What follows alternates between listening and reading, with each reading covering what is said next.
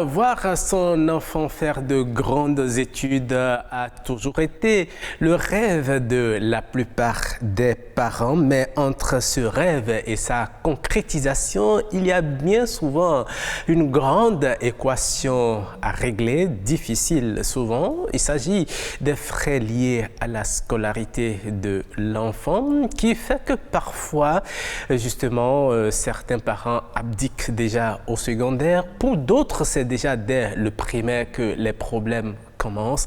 Pourquoi cela doit être ainsi? Est-ce qu'on prône effectivement l'égalité de l'accès à l'éducation pour tous? Nous sommes sur ce plateau pour en parler, Jennifer, et nos invités sont déjà là. Oui, ils sont déjà installés. Donc, la scolarisation des enfants, à quel coût? Nous recevons pour en parler un directeur d'école qui est déjà là, M. Victor Padonou. Bonjour. Bonjour Jennifer. Bonjour à Roch aussi. Et merci déjà d'avoir accepté notre invitation. C'est moi. Alors, en face de vous, nous avons Madame Aurore Gomez. Vous êtes sur ce plateau en tant que parent d'élèves et vous avez certainement beaucoup de choses à nous dire sur le sujet. Et Roch, c'est lundi, nous parlons économie, donc notre économiste sera également au téléphone. Tout à fait. Pour nous donner son point de vue sur la question. Il s'agira de Albert Rollancon. Oui, le professeur Albert Rollancon sera bien sûr au téléphone pour nous parler de l'économie liée à l'éducation. Aujourd'hui, on constate, et le directeur nous le dira, aujourd'hui, est-ce que les établissements scolaires ne sont-ils pas plus devenus des centres commerciaux que des centres d'éducation? Nous allons faire le débat tout à l'heure, mais je voudrais bien commencer par vous, madame. Vous êtes parente, vous envoyez votre enfant à l'école. Il y a énormément de charges qui se greffent autour de cette intention, de ce devoir d'envoyer son enfant à l'école. Comment vous voyez aujourd'hui les frais qui sont liés à la scolarité d'un enfant? Merci, monsieur le journaliste. Bonsoir, madame Jennifer. Aujourd'hui, la scolarisation est devenue très chère. La cherté de la scolarisation, ça devient un fléau. À mon avis, ça devient un fléau. Parce que avant d'envoyer un enfant à l'école, maintenant, il faut vraiment avoir les reins solides. On crée de jour en jour les dépenses.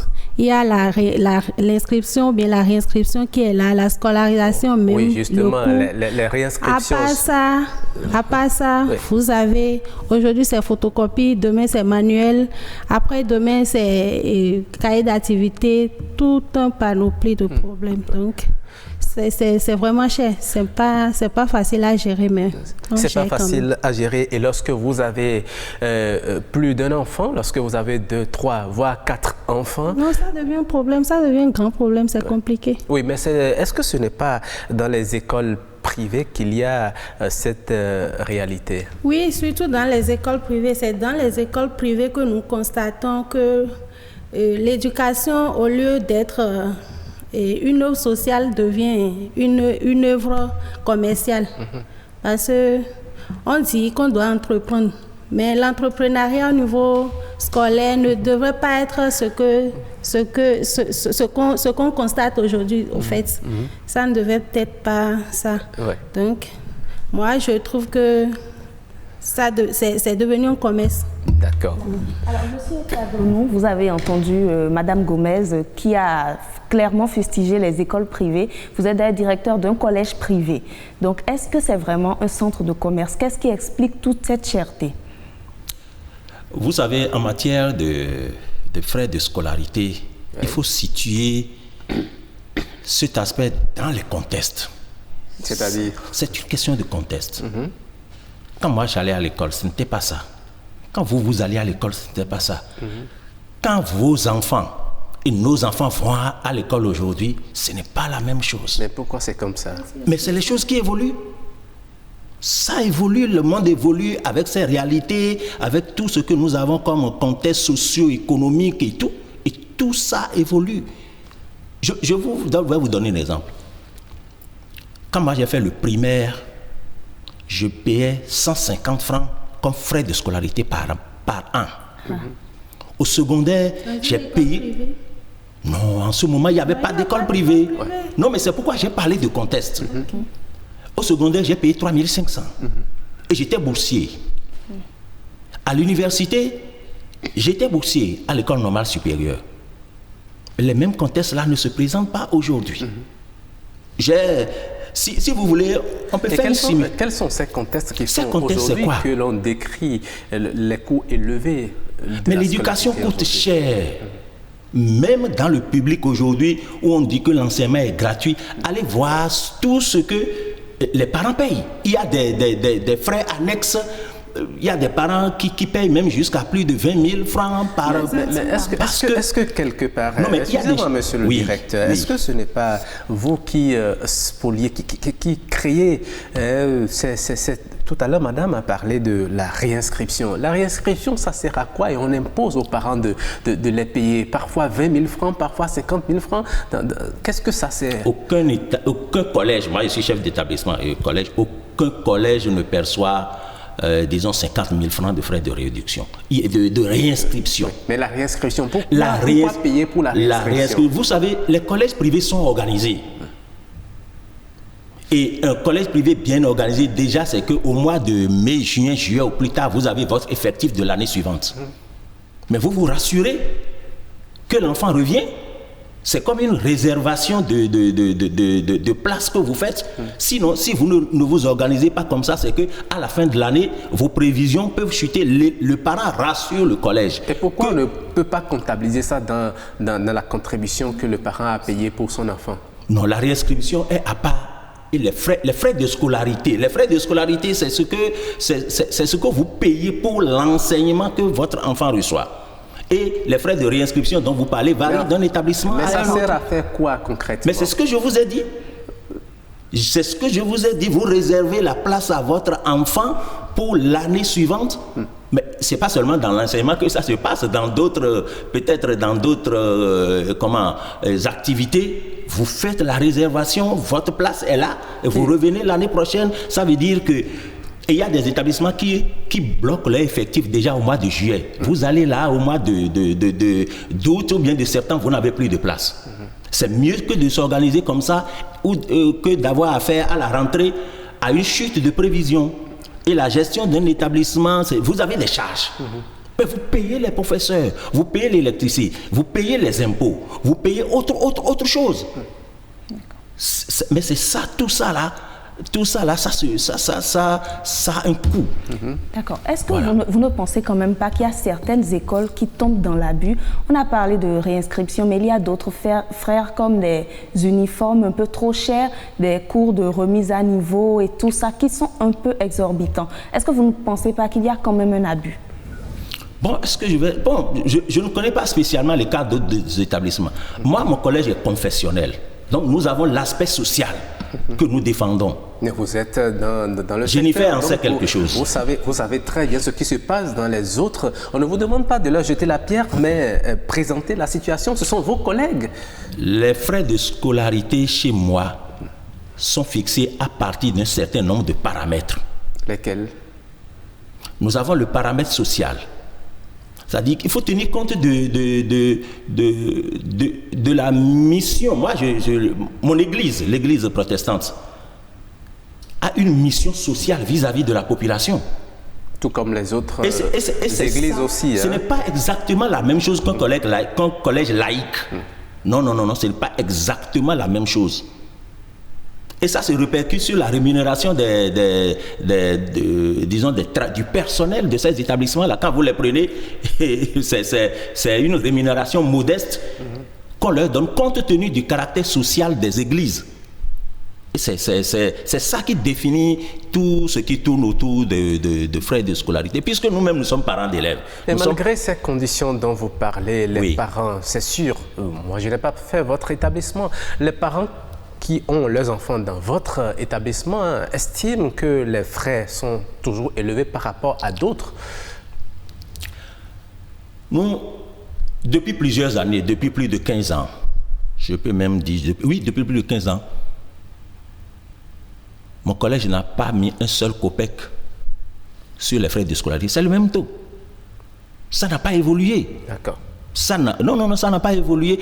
compte tenu du caractère social de l'établissement. Mais quelles sont alors ces autres charges que vous créez et qui font que les parents ont de difficultés à subvenir bon, je ne vais pas parler. enfants. Je ne suis pas ici en tant que représentant des établissements. Tout à l'heure des coûts de renforcement, des coûts de répétition, des uniformes, etc. Tellement de frais que beaucoup de parents appellent faux frais, pratiquement. Bon, moi j'ai comparé, j'ai fait une comparaison, mais je trouve que, bon, c'est ce que je dis, ça dépend de chaque établissement et de l'objectif public. Il y a des établissements à caractère purement commercial. Quand vous faites le commerce pur là, vous-même vous savez ce que ça signifie. Mais moi je connais les réalités de mon collège. Il y a les frais de scolarité, il y a les réinscriptions que vous avez. Ce que nous demandons en plus aux parents, c'est quoi? Si vous avez un enfant doit avoir les cahiers d'activité, ça doit avoir, et ce n'est pas l'établissement qui gère ça. L'établissement ne vend pas ça. Ce sont les collègues qui gèrent ça. Maintenant, qu'est-ce qu'on peut vous demander encore? Participation aux examens blancs? Non, participation aux examens blancs. Ça là, c'est rien du tout. Quand on vous demande 1000 francs, 1500 francs pour que votre enfant participe, disons, Madame a souri, hein. à un examen blanc, bon, peut-être que c'est inférieur à ce qu'elle a l'habitude de payer pour ses enfants. Mais moi, c'est le taux que je connais. Oui. Tel qu'on est, si on écoute monsieur, c'est comme si tout est rose, madame. Exactement, c'est comme si tout est rose. Mais moi, je ne suis pas d'accord avec monsieur sur bon nombre de points. Par exemple, pour la réinscription, il dit qu'on doit réserver la place à nos enfants. Oui. Je suis pour l'inscription, mais la réinscription, un enfant qui a déjà fait l'école, normalement, si je ne viens pas désister, vous êtes censé savoir que l'enfant là doit reprendre là. Pourquoi maintenant, même si on doit réserver là, pourquoi c'est payant? Voilà. On ne peut pas dire aux parents de faire juste un appel pour dire mon enfant reprend votre établissement cette année. Simplement, pourquoi ça doit être payant? C'est une bonne question, c'est assez pertinent. Est-ce que ce n'est pas de l'escroquerie? Non, le mot est trop fort.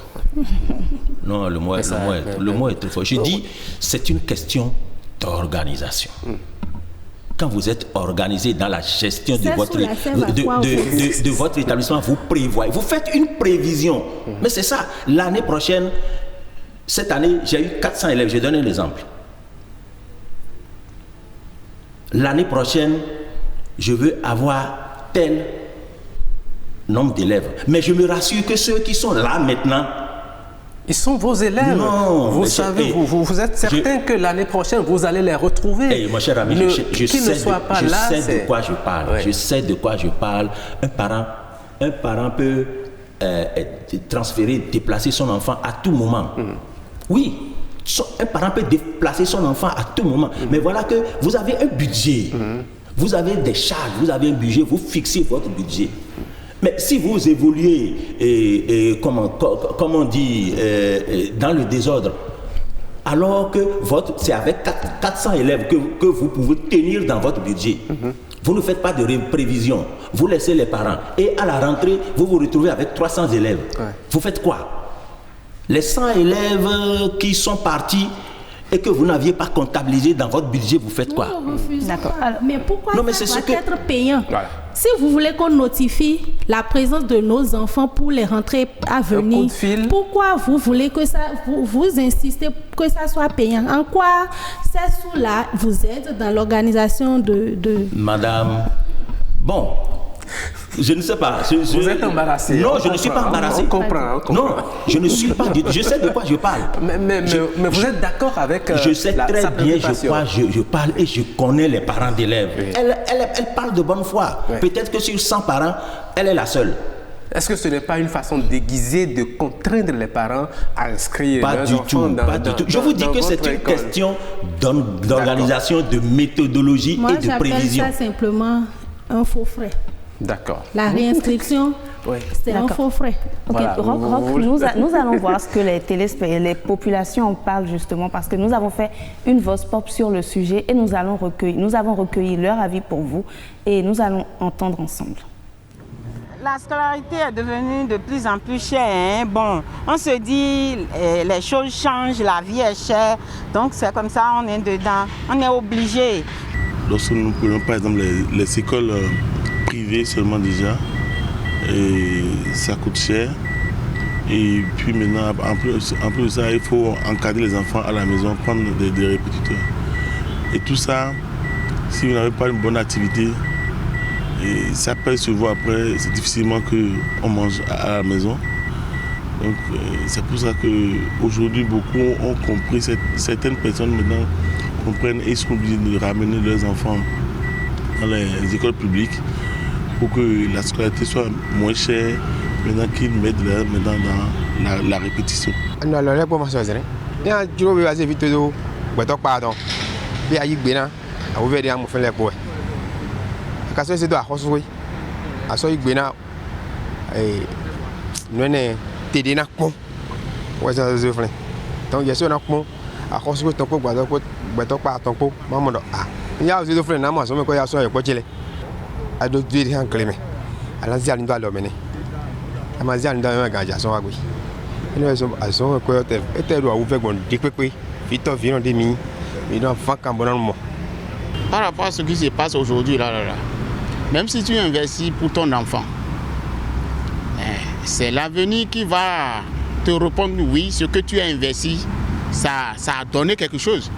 Les gens ont investi plus que ça. Aujourd'hui, les enfants sont garés à la maison et encore, ils sont à la disposition des parents encore, ce qui n'est pas bien. Ceux qui ont les moyens vont continuer toujours d'aller avec leurs enfants. Mais ceux qui n'ont pas le moyen, mais comment ils vont faire? Je n'ai pas le moyen, ma fille va aller suivre un métier. Ce n'est pas nécessairement aller à l'école. En tant que c'était gratuit, donc si ça peut revenir dans le sens d'aider les parents, ça serait bien. Ce serait une bonne chose qu'il y ait un allègement de ce budget-là, surtout pour des pays comme les nôtres, des pays africains qui ont quand même besoin que nos enfants aillent bien à l'école et loin. Donc il faut aider les parents dans ce sens-là, de façon à ce que il puisse y avoir une instruction de masse et permettre à la population, à la nation de grandir. Voilà. Nous avons eu une très bonne moisson. Je commence par vous, madame. Vous avez entendu beaucoup de choses dites par les concitoyens.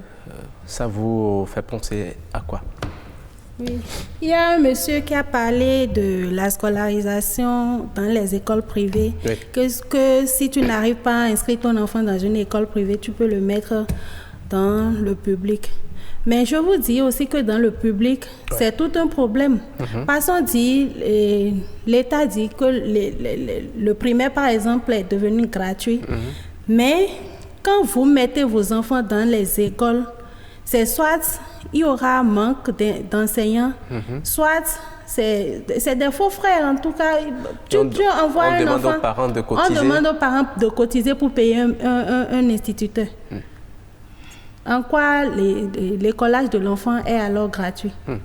En quoi donc? Mais les écoles privées, ce sont eux qui sont les plus chers, ce sont eux qui veulent vraiment... Justement, on se demande pourquoi la plupart des parents, même quand leurs moyens sont limités, préfèrent envoyer leurs enfants dans les écoles privées qu'ils qualifient pourtant de très chères. Oui, bon, c'est parce qu'on estime que là-bas, les enfants sont mieux suivis. Donc il faut payer aussi. Vous devez pouvoir payer le service que vous attendez. Parce que ces écoles fonctionnent peut-être sur leur propre fonds, je ne sais pas. Moi, je dis que c'est la civilisation qui fait que les enfants sont mieux suivis, mais...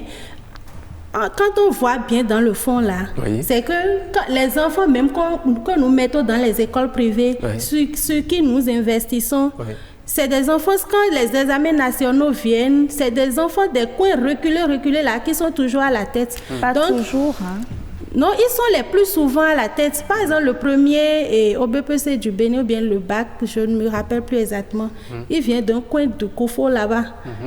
Celui-là, maintenant, là, avec les infrastructures qui est à Cotonou, parce que le promoteur vient de dire que ça dépend de l'organisation que tu veux donner à ton école ou autre chose. C'est vrai, il y a les infrastructures qui varient de chaque école à une autre, qui font que les prix varient aussi, la cherté, ça varie d'une école à une autre. Mais comment comprendre qu'avec tout ce que nous faisons là, avec toutes ces sommes qu'ils perçoivent, les enfants ne sont pas toujours à la tête. Il faut d'abord que tu trouves un répétiteur à ton enfant. Voilà. Il faut tout ça. Or, celui qui est loin de là-bas dans une brousse, dans un coin du Bénin, là, lui, n'a pas tout ça, mais pourtant, il est seul. Donc, on doit se poser beaucoup de questions sur ça. Est-ce que c'est la cherté là qui fait vraiment l'éducation?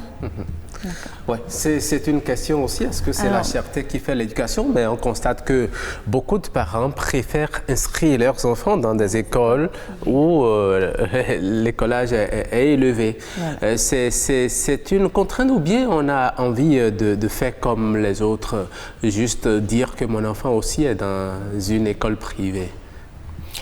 L'éducation d'un enfant a un coût. Oui. Et le tout dépend de ce que vous voulez pour votre enfant. C'est un marché. Si vous voulez la qualité, vous payez la qualité.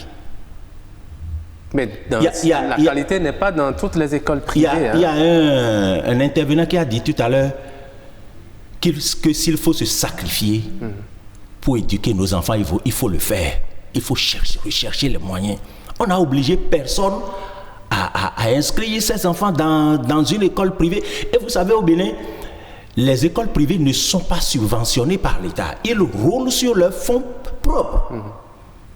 Et une école privée de rang qui peut faire du sérieux, ça a un coût. Je vous donne quelques... Il y a des écoles, par exemple. Mais s'il vous plaît, ne citez pas d'école. Non, je ne cite pas d'école. Je ne cite pas d'école. D'accord. Mais écoutez, il y a des écoles où, en classe de 6e, vous payez 30 000 francs à votre enfant. Mais le professeur sera payé comment? Comment le professeur sera payé? Il est prêt peut-être à aller prendre un breveté ou bien quelqu'un qui mettre dans la classe. Ça, c'est la qualité. Si vous estimez que ça, là, c'est moins cher, bon, vous inscrivez vos enfants, là, vous aurez les conséquences. C'est cash. En matière de formation, il n'y a pas de faux pas. Maintenant, si vous voulez la qualité, vous savez, dans les établissements privés, on mise sur la qualité des professeurs. Et quand vous voulez prendre des professeurs de qualité, ça a un coût. Ça a un coût. Si vous voulez des professeurs, il vous dit que c'est ça qu'il prend. Et si vous voulez la qualité, c'est ça que vous payez. Et les parents payent. C'est relatif. C'est bien sûr relatif et ça varie d'un établissement à un autre. À un autre. C'est justement simple comme ça, aussi simple que ça. Ce qui coûte plus cher aux parents, là, ce n'est pas les frais de scolarité, en fait.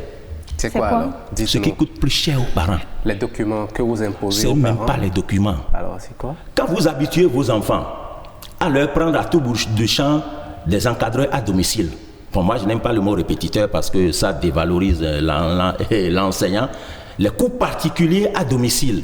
Mais ce n'est pas n'importe qui que vous prenez pour vos enfants, par exemple, qui vont au BPC, qui vont au bac. C'est des collègues expérimentés qui savent de quoi il s'agit, mais ça coûte cher. D'accord. Madame parlait tout à l'heure... Au niveau des enfants. Voilà, Madame parlait tout à l'heure du fait que malgré toute cette qualité dont vous parlez, il n'y a pas toujours le résultat. Le résultat, là, moi, je suis surpris de l'apprendre. Les examens nationaux dans ce pays, depuis plusieurs années, les meilleurs sont toujours des élèves issus des collèges privés. Je crois qu'il y a 2 ou 3 ans où il y a un élève du Mono mais qui a eu le bac dans un établissement public. Public. Mais en dehors de ça, que vous preniez le BEPC ou bien le baccalauréat, et quand vous voyez les statistiques de l'office du bac ou bien la direction des examens concours, les collèges privés, les établissements privés qui sont en tête, que ce soit au primaire qu'au secondaire. Est-ce une raison pour que les écoles privées grugent les parents? On demande par exemple, ou on impose aux parents d'acheter par exemple des documents qui sont confectionnés par l'école. L'enfant doit acheter ses fournitures scolaires dans l'école. Même le kaki, l'uniforme, on doit imprimer, on dit, doit l'acheter dans l'école. Est-ce que c'est une obligation? L'uniforme, en fait, est la marque de chaque école. Moi, quand mes élèves... Mais vous, je suis d'accord, l'uniforme oui. est la marque mais des écoles qui portent le kaki, par exemple. On sait que le kaki, on peut l'acheter chez le baba ambulant, là, à 1500 francs le pantalon. Mais dans l'école, on vous dit le pantalon est à 3000 francs. Bon, et c'est là que vous devez acheter. Et lorsque vous achetez, on vous demande de donner le nom de votre enfant, sa classe, et puis on mentionne tout ça. Bon, vous vivez peut-être une expérience que moi, peut-être que vous avez vécu cette expérience que moi, je ne connais pas. Mais l'uniforme est la marque de chaque école. Alors, si j'ai l'uniforme de mon établissement, mon uniforme ne peut pas se retrouver à Dantokpa, par exemple. Il faut que moi-même je l'ai et que je vende cet uniforme-là. Est-ce que vous voyez? C'est un autre commerce. Hein. Bon, quand vous parlez de commerce, c'est pourquoi je vous dis depuis un moment que c'est relatif. Oui.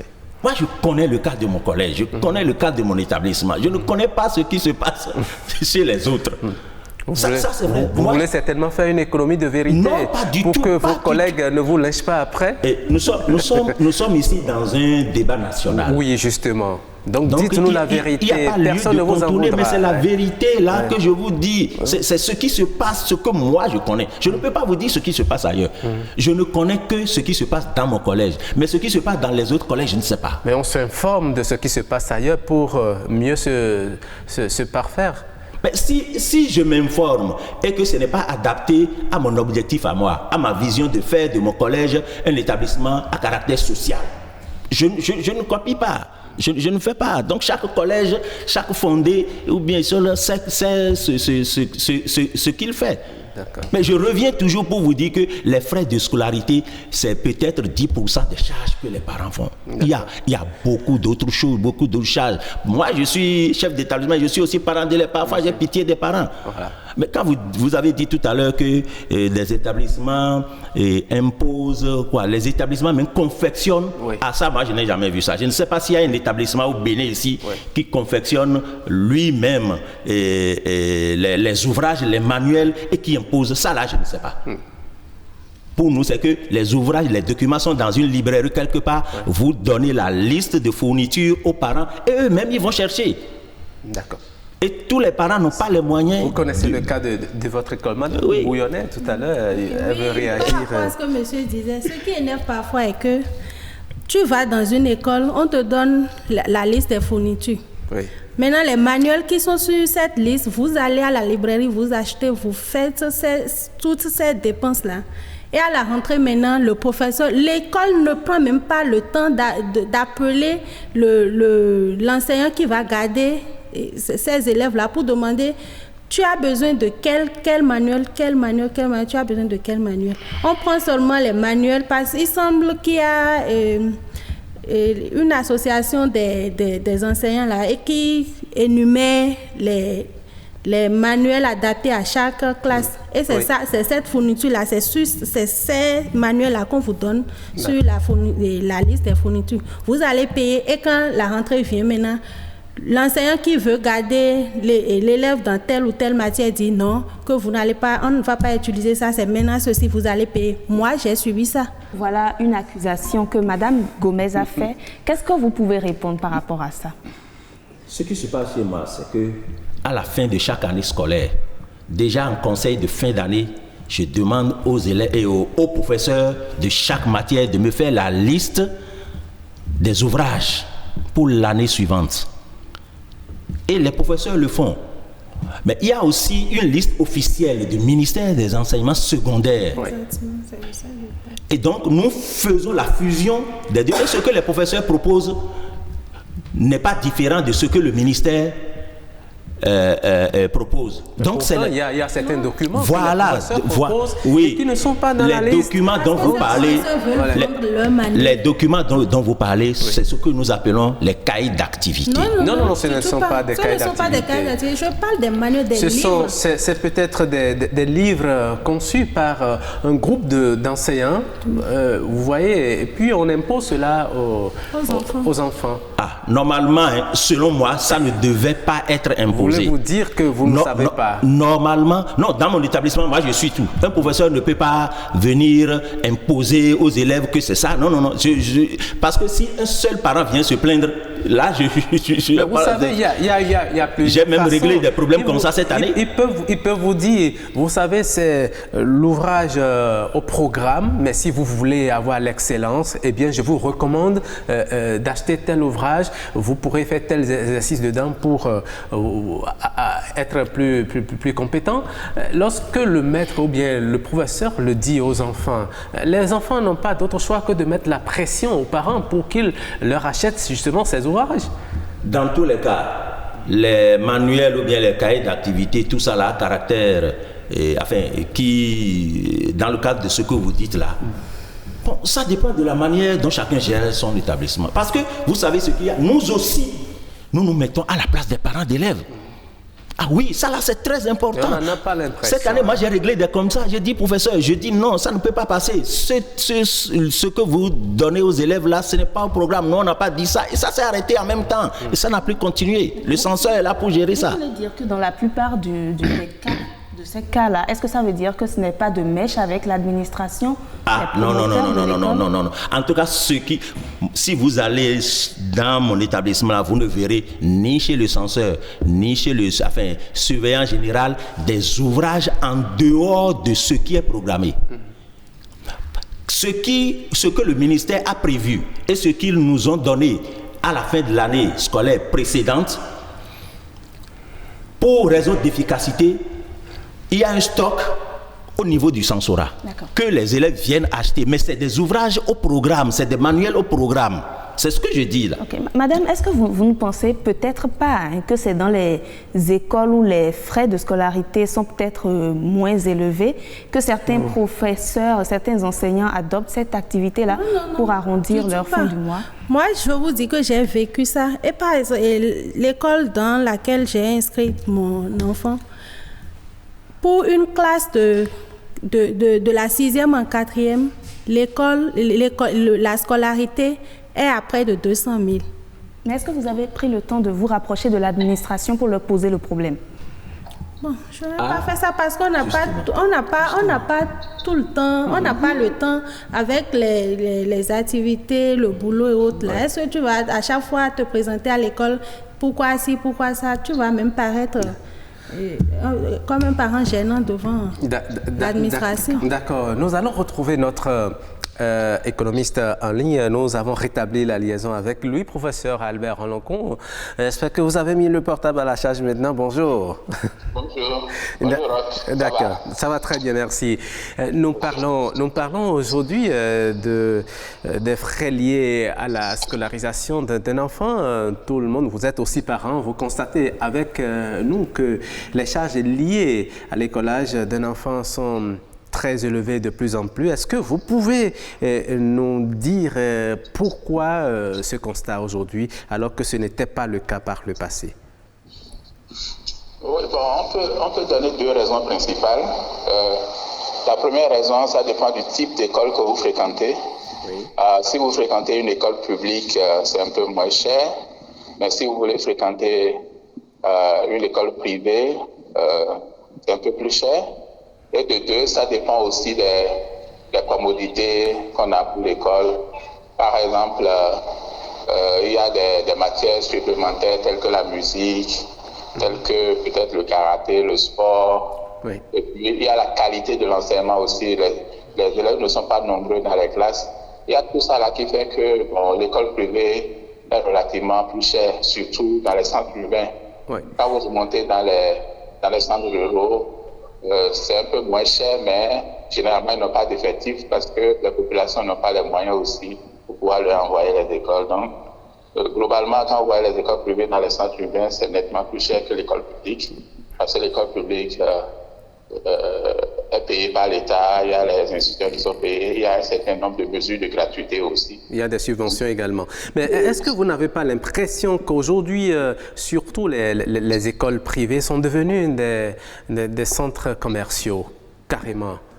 Oui, bon, c'est normal. Bon, évidemment, s'il y avait des écoles publiques un peu partout, ça veut dire que si un parent choisit une école privée, ce sera son choix parce qu'il se dit qu'on aura la meilleure qualité là-bas. Et il serait aussi prêt à supporter le coût.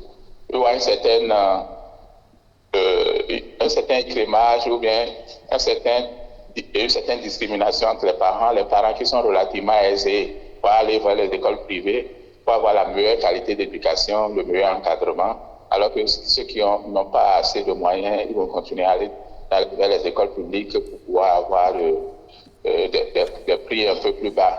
Donc, pour moi, ça rentre dans la nature des choses. Si vous avez relativement plus de moyens, vous voulez une meilleure éducation pour vos enfants, et à partir de ce moment, vous êtes prêt peut-être à payer le prix. Oui, c'est vrai que c'est le rêve de tout parent, offrir à son enfant une éducation de qualité. Parfois, l'enfant a assez comment dit-on, l'enfant est un génie, il a de talent, mais les parents n'arrivent pas toujours à les inscrire dans les écoles qui sont reconnues comme des écoles vraiment assez compétentes. Est-ce que vous ne trouvez pas qu'aujourd'hui, le fait que les coûts de la scolarité soient trop élevés font que certains enfants n'arrivent pas à réaliser leurs rêves? Ça dépend, parce que l'État a quand même des mesures pour ça. Si vous êtes un enfant brillant, tout ça, il y a des tests, il y a des mesures de bourse que l'État peut vous donner. Parce que pour donner généralement les bourses, l'État choisit les étudiants qui sont brillants. Même si vous venez des parents pauvres d'un milieu isolé et que vous avez pu avoir une bonne performance, l'État peut vous donner une bourse pour que vous puissiez aller. Là, peut-être si on veut critiquer, la critique qu'on peut faire, c'est que les enfants qui fréquentent loin de Cotonou, qui sont issus des parents qui sont pauvres, et les enfants qui sont à Cotonou et qui sont issus des parents relativement riches n'ont pas les mêmes avantages. Parce que quand vous êtes à Cotonou, par exemple, peut-être que vous avez les meilleurs encadreurs, on peut vous prendre des maîtres d'études, vous avez accès à l'électricité, vous avez un certain nombre de commodités. Ça peut faire que vous pouvez mieux travailler ici que si vous êtes dans un village reculé, où les parents n'ont même pas les moyens de vous acheter tous les livres, vous ne pouvez pas avoir de répétiteurs, vous n'avez pas d'électricité pour pouvoir travailler les soirs, etc. Donc vous êtes désavantagé. Et là, quand on fait cette critique-là, on revient à l'État qui doit assurer un meilleur aménagement du territoire, en fait. D'accord. Dites-nous, professeur, est-il possible d'avoir dans le secteur de l'éducation une qualité à moindre coût? Oui, on peut l'avoir, mais comme je dis toujours, il y a quelqu'un qui doit payer, c'est généralement l'État. Si l'État forme les enseignants, on a les meilleurs enseignants, les meilleurs taux d'encadrement, c'est-à-dire par exemple une classe d'élèves, on dit on ne va pas avoir plus de 50 enfants, donc ça veut dire qu'il faut construire beaucoup plus d'infrastructures, il faut recruter assez de professeurs ou d'instituteurs. Ça revient toujours à l'État de dire je prends l'éducation comme une priorité que je veux offrir à des gens à moindre coût. Et là, l'État va maintenant en place les structures et les mécanismes pour pouvoir le faire. Mais si vous demandez à un privé de le faire, lui le faire parce qu'il veut gagner de l'argent dedans, donc il va toujours fixer un prix qui est relativement élevé et qui va attirer ceux qui ont effectivement les moyens de pouvoir mettre leurs enfants dans ces écoles. D'accord. Dites-nous, une dernière question pour vous laisser partir. Est-ce que le coût élevé de la scolarisation aujourd'hui n'est-il pas un facteur de limitation des naissances dans les familles aujourd'hui? Ah oui, ça c'est une bonne idée. La critique fondamentale qu'on fait aux pays sous-développés, c'est pas que les pays sont surpeuplés en tant que tels, mais le taux de croissance démographique est trop élevé. Parce que si vous avez une croissance faible moyenne de 5% et que vous avez un taux de croissance démographique de 3%, c'est que votre PIB, votre revenu par tête ne croît que de 2%. Et pour pouvoir doubler ça, il faut attendre 30 ans.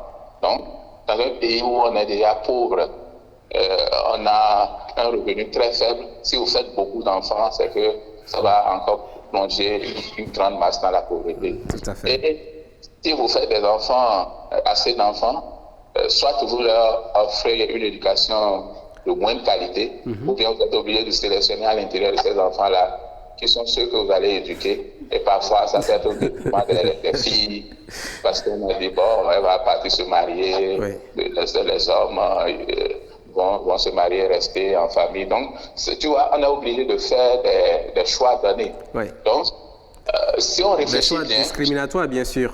Oui, si on réfléchit bien, on va dire, bon, il faut faire moins d'enfants. Mais dans des pays comme les nôtres, où il y a toujours la tradition, la coutume, où on pense que si tu en fais peu et que les sorciers viennent prendre une partie, il ne va pas t'en rester beaucoup, tu vois. D'accord.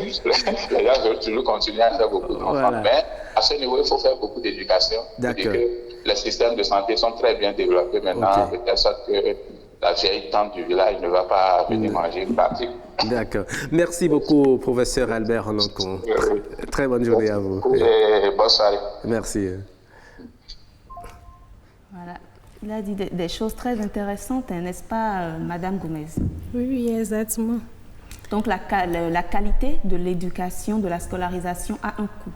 C'est vrai, nous savons que la qualité a un coût, mais ils n'ont qu'à, comme on dit dans le français, ils n'ont qu'à voir dedans. L'État ou les particuliers? Les privés. Maintenant, si l'État aussi peut les subventionner, ça va beaucoup nous aider. D'accord. Monsieur Kpadonou, qu'est-ce que vous avez à dire? Vous avez écouté le professeur Holonkon. Oui, le professeur me rejoint sur beaucoup d'aspects, beaucoup de choses que j'ai développées ici. C'est ça, l'éducation a un coût. Ça là, si vous voulez, il y a des établissements, vous voyez, il y a des parents qui ont choisi de payer, par exemple, 1 million de francs de frais de scolarité pour leurs enfants. Par an. Ils ont les moyens. 1 million, parce que l'école leur a imposé, bien le tout dépend de la qualité de vos objectifs pour vos enfants. Et si vous avez les moyens aussi, vous pouvez faire voyager vos enfants, aller payer des dizaines de millions à l'extérieur. Mais à l'intérieur, ou bien vous avez les moyens... Mais est-ce que vous pensez que déjà, au cours secondaire, on peut payer le million pour un enfant? Est-ce que c'est pas exorbitant? Les frais de scolarité, non, on ne peut pas payer le million on ne peut pas payer le million. Mais quand on chiffre tout, on fait le total, le budget, on va mettre le déplacement, les coûts de répétition, les coûts de renforcement, la cantine, etc., le goûter. J'ai fait une simulation. D'accord. J'ai fait une simulation. Ok, donnez donc ce résultat. Bon, je dis, je donne la moyenne de 150 000 francs frais de scolarité. 150 000 francs de frais de... Ça, c'est une moyenne. Ça, c'est par an. Maintenant, si votre enfant va, par exemple, au baccalauréat, il est en terminale D, vous lui prenez 3 professeurs, SVT, mathématiques et puis PCT, et que vous payez 40 000 ou bien 50 000 francs par matière, par mois. Ça vous fait 150 000 francs par mois. Par mois, oui. Et si vous avez 2 enfants, vous voyez, ça fait 300 000. Argent de poche. Le minimum que vous pouvez donner à un enfant aujourd'hui, disons 1000 francs. Ça dépend également de la distance par rapport à la maison. Regardez, ça lui fait 5 000 francs par semaine. Ça fait 20 000 francs par mois. Est-ce que vous voyez? Les fournitures scolaires, j'ai arrondi fournitures scolaires à 50 000. Bon, et puis, les autres fois, j'ai parlé d'examen blanc et tout ça là. Je mets tout ça là peut-être à 10 000, 15 000. Mais le total, ça me donne 1 320 000 francs par an. C'est beaucoup. Pour un enfant. Mais donc les frais de scolarité en fait ne sont pas... c'est pas le vrai problème. Le vrai problème c'est ça. Et quand vous avez un enfant, vous avez 2 enfants, vous voyez, c'est ça qui fait que les parents veulent une bonne éducation pour leurs enfants. Mais beaucoup ne veulent pas en payer le prix. Ils ne veulent pas payer le prix. Il y a des professeurs aujourd'hui pour encadrer vos enfants à la maison. À vos enfants à la maison, un ancien doyen peut vous prendre 60 000 francs par élève. Oui, est-ce qu'ils n'en font pas aussi il sait ce qu'il fait. Chacun connaît son métier. Chacun sait. Moi, si vous me sollicitez chez vous, vu mes compétences, le travail que je vais faire, je ne vais pas vous faire le cadeau. D'accord. Parce que, oui. Nous allons très rapidement lire un message envoyé par un téléspectateur, Jacques Dosiovo. Il dit ceci: les écoles privées ont pris le pas tout simplement parce qu'il y avait des grèves perlées. En deçà, il n'y a pas école publique dans tous les quartiers pouvant raccourcir le chemin aux enfants. Et enfin, la paresse inédite des enseignants du public. Voilà ce que lui dit. Et c'est une réaction d'un téléspectateur. Il pense que dans le public, les enseignants paraissent... Mais ils ne sont pas sur ce plateau et je ne crois pas. Dans le public, ils travaillent aussi beaucoup. Hein. N'est-ce pas, madame? Même si les parents n'aiment pas envoyer leurs enfants dans le public. Dans le public. Je ne suis pas d'avis. Ce n'est pas que les enseignants sont paresseux dans le public. Ce sont les écoles privées qui en font de trop. Juste parce qu'on dit là-bas c'est l'école publique. Est-ce que ce n'est pas la même éducation? Parfois pour certains parents c'est un privilège. Vous parlez de la qualité. Monsieur parle de la qualité. Il dit que si tu veux un bon rendement pour ton enfant, il faut payer le prix. Mais là nous payons le prix. Nous payons le prix. Les enfants sont là. Et pourquoi on doit encore nécessairement leur trouver d'encadreurs à la maison? Si par exemple ton enfant va dans une école primaire maintenant et que dans une école publique du moins et que tu le prends un répétiteur, ça se comprend. Mais vous qui prenez la qualité, vous qui vous vantez, mais pourquoi maintenant on doit encore payer des encadreurs pour ces enfants? C'est ça qui veut dire que au fait c'est pas une affaire de qualité ou autre. C'est juste qu'ils grugent les parents. Soyons clairs. Ils grugent les parents. Vous prenez la qualité. Oui, vous prenez la qualité, mais on n'a pas forcément le rendement. Parfois, c'est vous qui recommandez des répétiteurs qui prennent cher. C'est chaque parent qui décide s'il doit prendre un encadreur à la maison à son enfant ou non. Moi, mes enfants ont fréquenté, je ne leur ai jamais pris de professeur à domicile. Mais ils ont évolué normalement avec le niveau qu'ils ont eu. Donc, on n'oblige aucun parent. Donc, ce qu'elle dit, que vous devez comprendre, cher directeur, c'est que dans les écoles où la scolarité est élevée, le parent n'a plus besoin de prendre un autre encadrement pour renforcer le niveau de... Oui, mais mon cher ami, aucun établissement n'a jamais imposé à un parent d'élève de prendre des professeurs à la maison pour ses enfants. Maintenant, si le parent voit, ça dit que c'est la mode. Ça devient la mode. Et des enfants, il y a des enfants qui n'ont pas besoin d'encadrer à la maison. Ils sont déjà bons. Mais les parents, parce qu'on veut la mode, Jennifer a encadré pour montrer que nous, on n'est pas pauvres. C'est la maman qui fait la pression. On va pas faire ceci. Mais ça a un prix. C'est aussi une autre réalité. Merci beaucoup. Le temps consacré à ce débat est pratiquement arrivé à son terme. Nous allons vous dire un sincère merci. Merci à vous, monsieur le directeur, d'être passé dans cette émission. Vous êtes Victor Padonou, directeur d'établissement secondaire. Merci également à vous, madame Aurore Gomez. Vous êtes parent d'élèves. Moi, je vous remercie. Voilà. Merci. Vous avez aimé le débat. Certainement, le débat se poursuit parce qu'il y a d'autres charges qui sont liées. Et quand vous vous mettez à faire le calcul, franchement, à un moment donné, vous êtes découragé. Vous laissez tomber le calcul que vous faites. Vous risquez de vouloir parce que ça devient sérieux. Effectivement, ça devient sérieux et on comprend l'énervement des parents lorsque l'enfant échoue ou bien ne donne pas le résultat qu'il faut. En tout cas, sachez que l'école aujourd'hui coûte excessivement cher et il va falloir prendre les dispositions nécessaires pour pouvoir accompagner son enfant et aussi demander à l'État de subventionner les écoles privées pour que les enfants puissent recevoir de très bonnes éducations, de très bonnes formations. Merci à vous.